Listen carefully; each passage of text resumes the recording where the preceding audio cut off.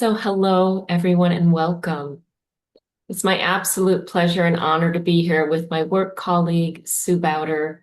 We are here representing Holistic Dementia Services, and we always just like to remind everyone that what we really treasure about what we do here is we insist on allowing everyone that has a dementia diagnosis to be part of this conversation.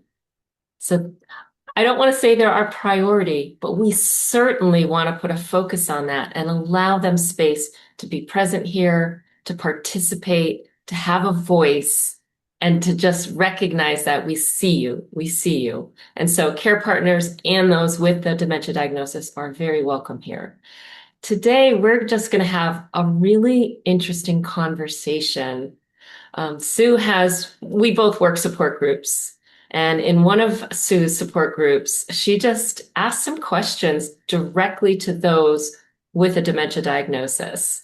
And so we're going to kind of just step into what was it they were desiring, or what was it that they were experiencing that they might want to say or might want to kind of unpack with their care partners. And so, Sue, do you want to just kind of introduce or just touch upon what that conversation looked like and how did it start to unfold? Absolutely. Well, first, I want to say I want to say that the impetus for it, very interesting, and know that I am 100% committed to confidentiality. So I never carry messages back and forth between care partners meetings and the people with the dementia, their meetings. Um, but a request came up, and I should say, a request came up from the care partners meeting saying, Sue, you probably hear things that we may not actually hear. You know, we don't know if our husbands, our partners, our parents, if they probably don't even tell some things about what they're experiencing or what they wish we would know. Would you be open to bringing that up with them? So I said, sure. So at a recent meeting, I said to the members of the dementia, people with the dementia only group, this has been a request. And so what I wonder, would you be open to talking about, what do you wish, as someone diagnosed with this dementia, what do you wish that your care partner would know about you? What do you wish that they would say or not say, do or not do? And so a very interesting conversation emerged. And so as Lisa and I were talking, I said probably the top two, and I'm just going to name it now before we're really getting into details myself, because I want to punt back to Lisa in just a moment, because I think something wonderful she has to say about the connection between these two themes. So the number one response that had probably the greatest emotion to it, the greatest strength, was the experience of guilt. And the second was frustration. So, Lisa, I'm just going to step back for a moment for you to share some of your thoughts about that interplay of those two, and then I can share more specifically what the group was saying. Yeah, my immediate reaction when Sue said those two words was, wow, they are so interconnected. So I was putting myself as best as I could, imagining being in the position of somebody with that dementia diagnosis and already feeling guilt, already feeling guilty. I've heard stories at the table. Again, Sue and I are very aware that we keep everything confidential. But some of the stories are, this is not what we expected at this point in our lives. And the person with the diagnosis feels guilty about, it's because of my diagnosis that we don't get to fully live into the retirement we dreamed of, or these last years of our lives that we dreamed of. And our relationship is always changing. And sometimes they feel like they're a burden on their families or their loved ones and the guilt that they experience with that. And then I'm imagining putting myself compassionately into the care partner role. And 24/7 of change, continuous change that they're being met with. They're being asked to consistently redirect and come from a new place to be in a new relationship with their loved one who's always changing. And they too have guilt. Am I doing this the right way? Am I taking the best care of this person? I don't always know how to respond well. So there's guilt on both sides. And the care partner, because they feel they're having to step in now and take on a lot of things that maybe they shared before. Maybe they're having to make financial decisions alone. Maybe they're having to do all of the home repairs by themselves. And it can get frustrating. They don't have anyone to share these responsibilities with.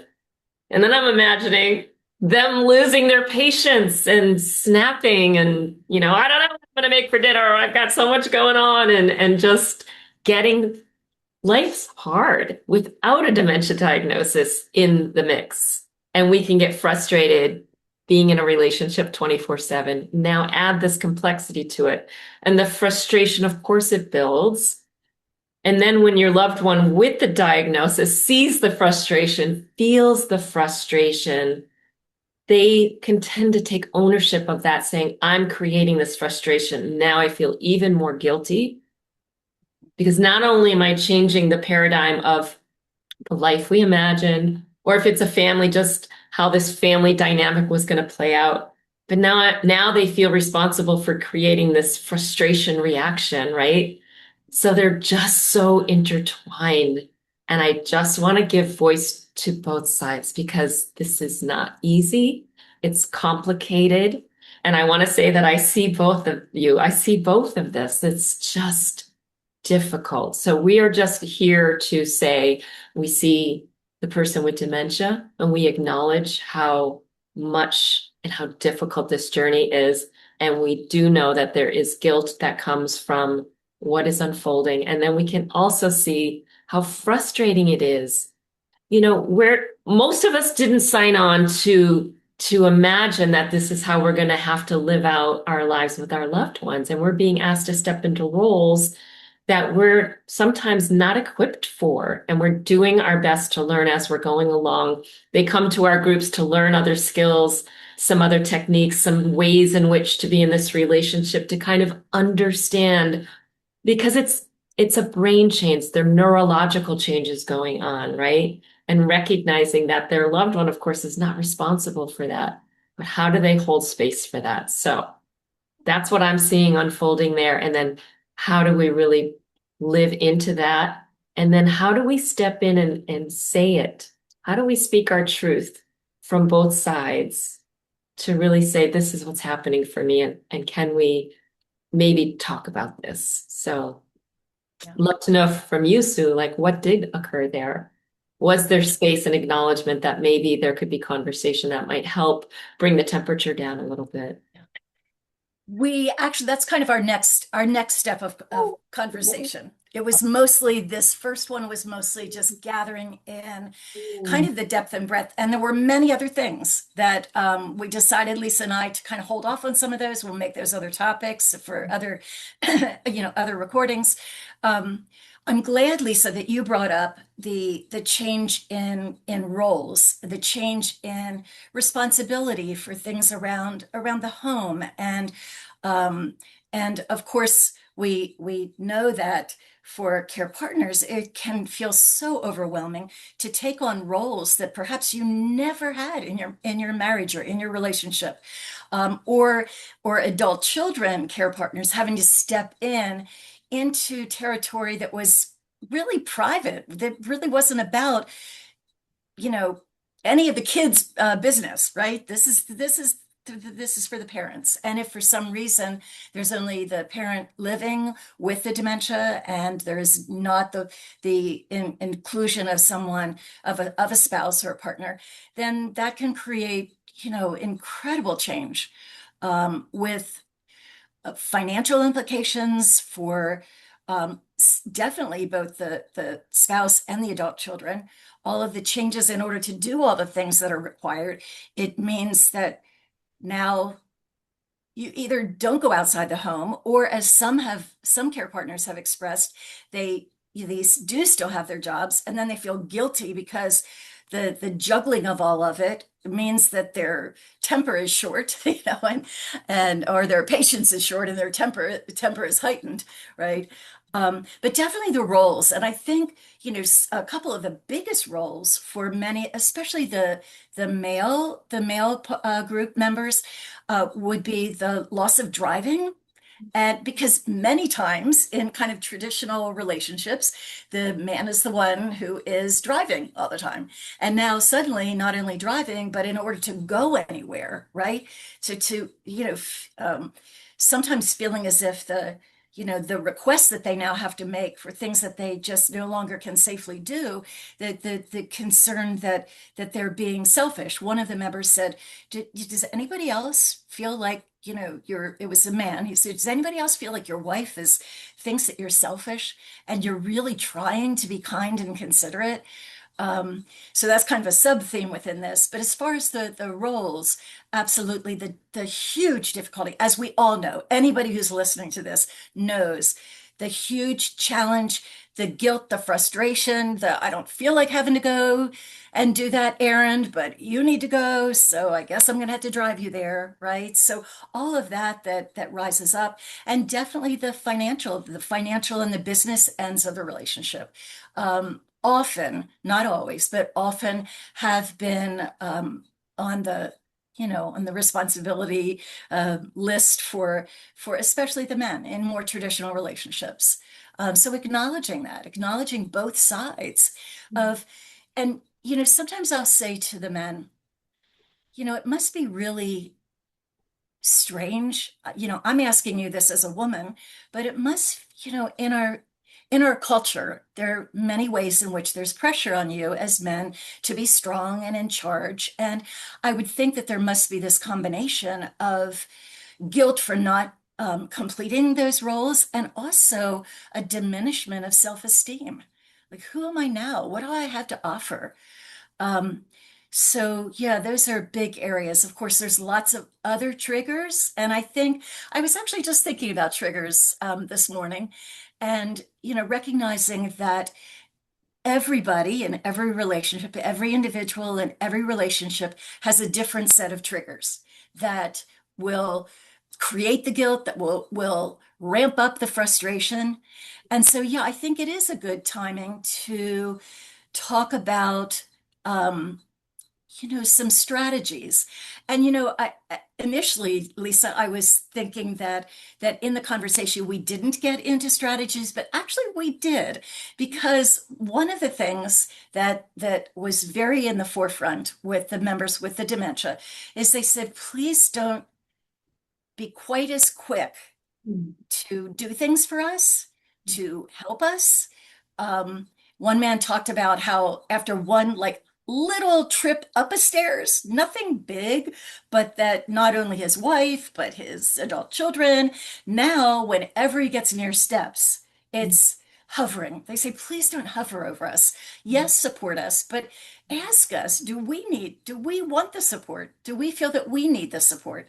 Now, care partners, I will recognize at this point that there are times when the care partner recognizes where support is needing that the person may not yet realize themselves and may not have accepted. So it calls for, Lisa, what you're saying in terms of conversations, being able, and so, have you ever had a conversation to talk about what are the triggers, or to say, this is what I want you to do. This is what I'd rather that you not do. Um, and then maybe that would lessen the frustration Mm. and even lessen the guilt when the communication is open and there aren't so many assumptions back and forth. So Yeah. I'll pause here, Lisa. What rises up for you as I'm sharing? Yeah, I love where you went with this conversation because I wasn't expecting that. It's bringing up for me, and I know it's kind of off topic, but not really. Years and years ago, when I was at a college, I was in a friendship with a gentleman that was in a wheelchair. And I remember when we first met, I was young And I basically just didn't know. Like, and so I just asked, in my naive way, I just said, what do you need from me? Like, what do you need me to assist, for getting in the car? Do you need me to fold up the chair and do this and do that? And he says, nope, I'm all good. If I need something, I'll ask. And that immediately released me of feeling like I always had to be there and make sure, is he safe? Is there a curb? Do I need to be aware? No, he was just, I'm good. I'll let you know. And, even I'll never forget this. We went into a restaurant and the young waitress, being probably a little inexperienced, don't know why she would do this, but there were tables with chairs and then there were booths. And she decided to seat us at a booth, which was really awkward when you're with some, I could see through your face, right? Because then I'd be seated in the booth, the chair would be pulled up to the end. So I said, excuse me, could we have a table? She's like, oh yeah, of course. Everybody always want booths. I'm like, yeah, I know. Can we just have a table, please? So we could remove a chair. And so it's not easy. I just say, even if it's uncomfortable, sometimes just stepping in and saying, you know, what do you need from me? And not, like Sue said, not making the assumption. I can see many times, I think when we hold someone in their history and our relationships that we've had for decades, and of course we feel like we know them inside and out, right? And so we might have gotten into habits through the years of finishing someone's sentence because of course we know what they're going to say, right? That's you hear that a lot in long-term relationships. But now you're adding in changes and that individual now wants to still have a voice and it just may need more time to be able to put the words together, to find the words to give the voice. And so the habit that the care partner might be used to, which is finishing the sentence because that's the lovely part they feel still holds their beautiful relationship the way they knew it. The other individual now, because so many other things have been taken away, maybe they can't drive, maybe they can't work. Well, now what do they have? They're looking at the list of things. What can I do? And they want to give voice. They want to have more voice.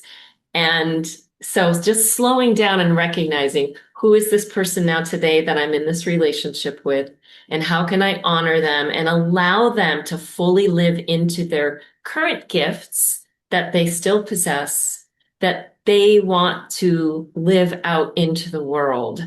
And because if that's not being discussed all the time, that's where the guilt will come in, right? That's where I can imagine both sides of that conversation unfolding. First, frustration, right? What do you want for breakfast? You want eggs, bacon, toast? I don't have 10 minutes to sit while you try and get those words out.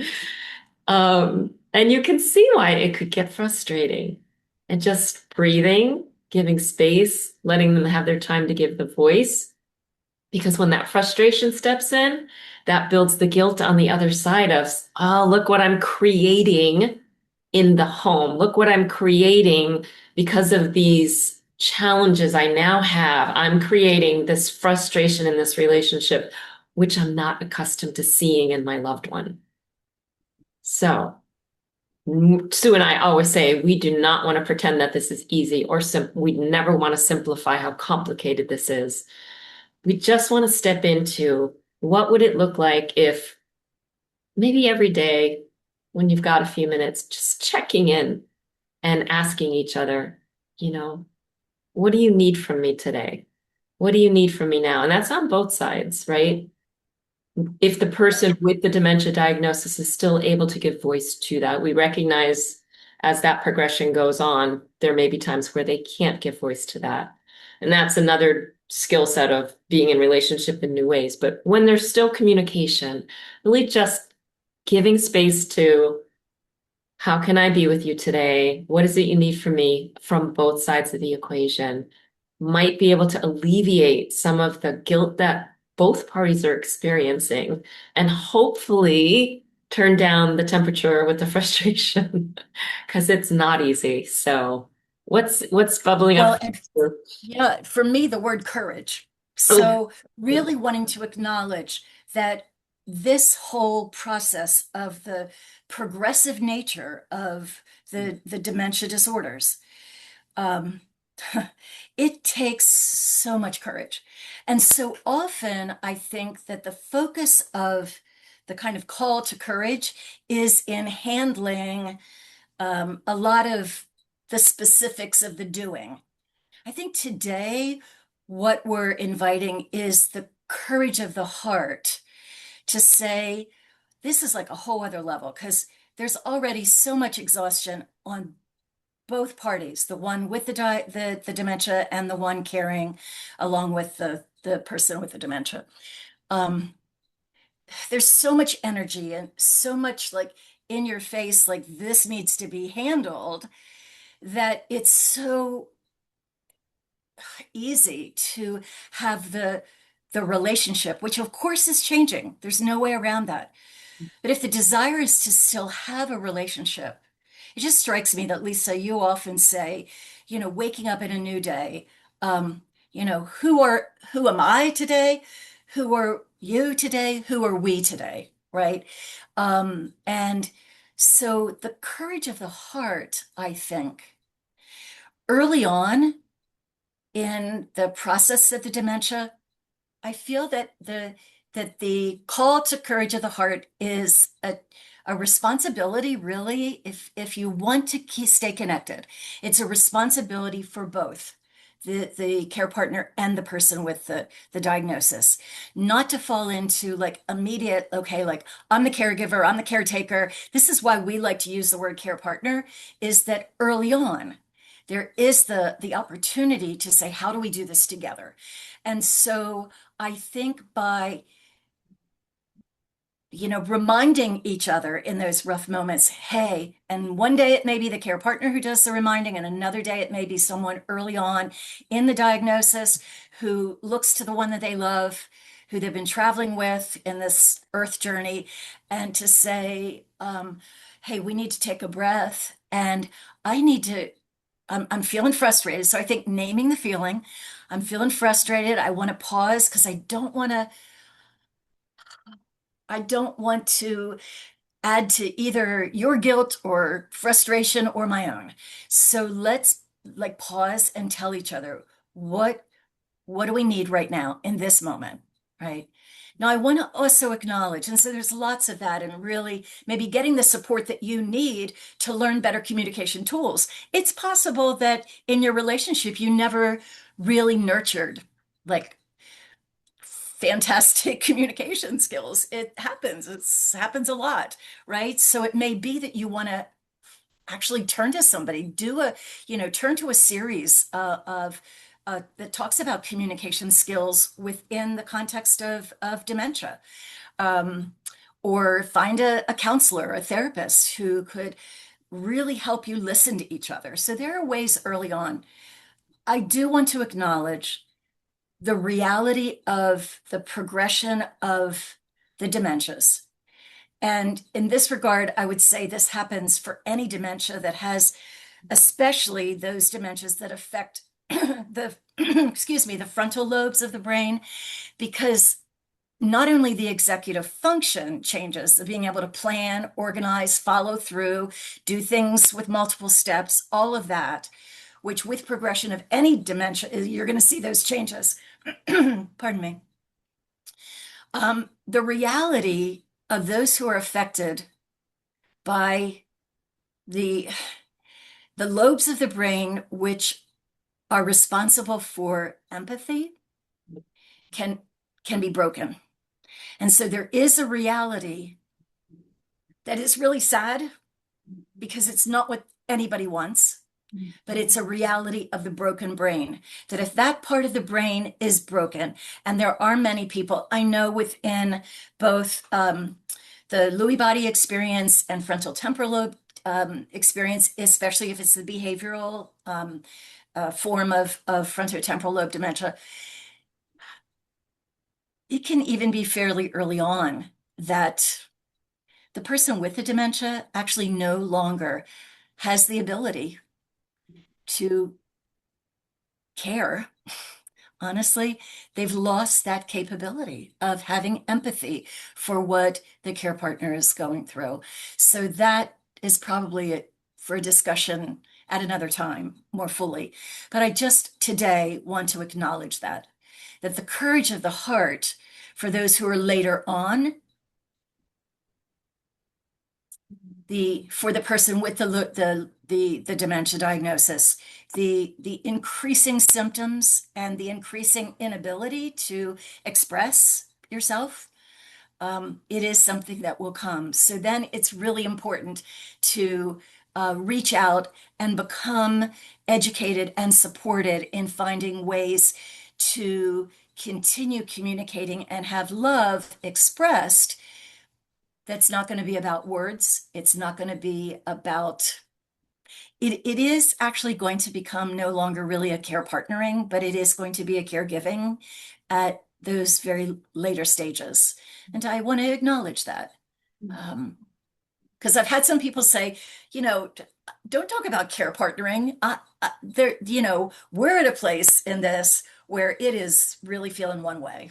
So, um, for anyone with the diagnosis of a dementia who's hearing this, I join together with you and your care partner now, who it's sad. It's sad that this is a progressive disease. What I hope is that you and your care partners will make the best use of the time that you have now and hopefully for a number of years to come, or at least months to come, to have the courage of heart to say, underneath all of these challenges, these changing behaviors, the changing needs, I still want to experience love back and forth between us. So, courage of the heart, that's where I think where I want to end up today. I am right with you. I think that's the ideal space to leave this part of the conversation. Also acknowledging, like Sue had said, there's so many touch points right now that we have, but they are definitely for future episodes because we always want to acknowledge that we know time is really important. And so we are just ever so grateful for the moments that you are here. And we also don't want to make our episodes too long where it feels like, oh, tuning in might be a burden to your day. We don't want to do that. We want to make them really concise and hopefully really welcoming and in a space of time that feels manageable and life-giving and thriving so you can go back out and continue what we know is an incredibly big ask. And so we're here, reach out. Sue and I always invite you into deeper conversation, connect with us. There are links here on our YouTube channel. There's our website. We are always here. We are always open to conversation and questions. So we just invite you into that. Until next time, though, we really wish you a blessed day. I want to invite Sue in to have her goodbyes, but until next time, look forward to seeing you again, Sue. I think simply just to say we would love, at this point, we're able to see some people who are listening. We would love to know your thoughts. We'd love to have feedback. So a reminder that on the YouTube channels, you can like and subscribe. And then also there's places where you can write in your responses. Tell us what you've appreciated tell us what topic you wish that we would cover. Tell us what you wish we had handled differently. Give us your feedback as well as your ideas. So, blessings for the rest of your day as you're listening, and we'll look forward to seeing you the next time. Thank you so much. Bye.